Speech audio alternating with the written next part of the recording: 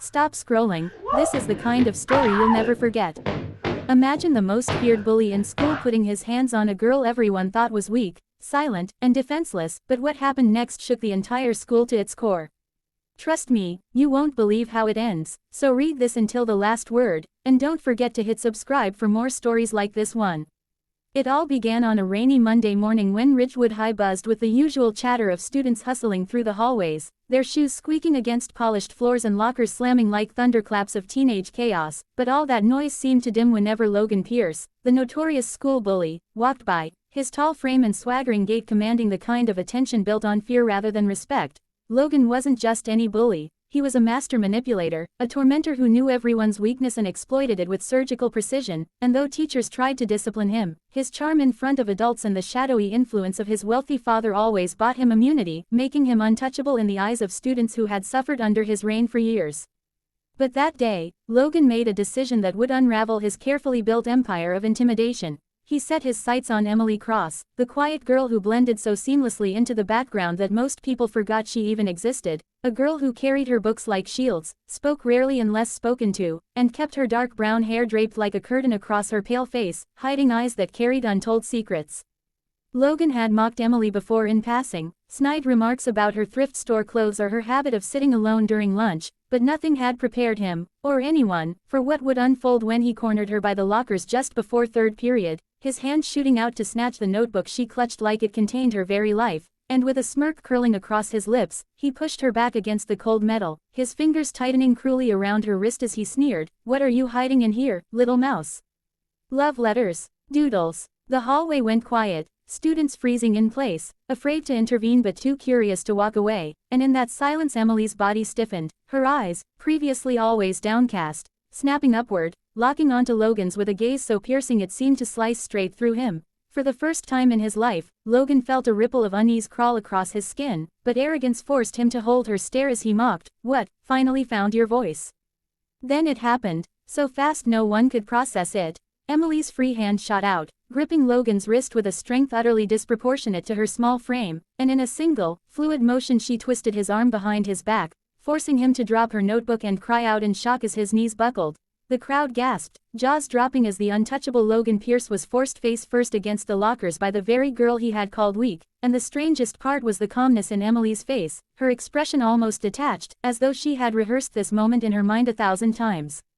"Don't touch me again," she whispered in a voice low but chilling, every syllable vibrating with an authority that didn't belong to the timid girl they thought they knew, and when she released him, Logan stumbled back, red-faced and humiliated, too stunned to retaliate.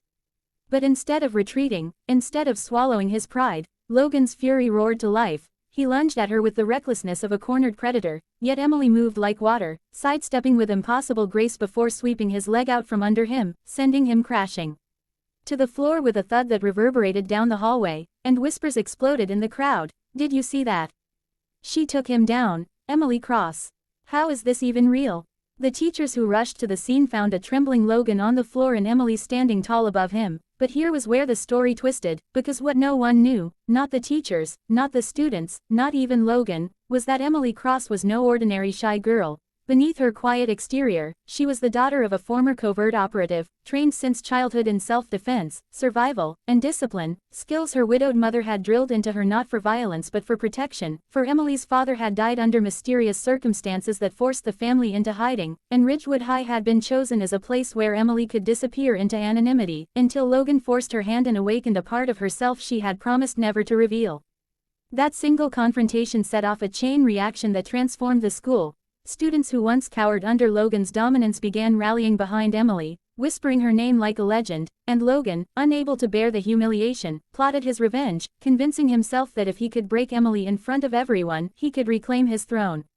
The tension escalated over days. Dirty tricks, sabotaged homework, rumors, but Emily endured them with an eerie calm, each attempt backfiring and painting Logan as desperate.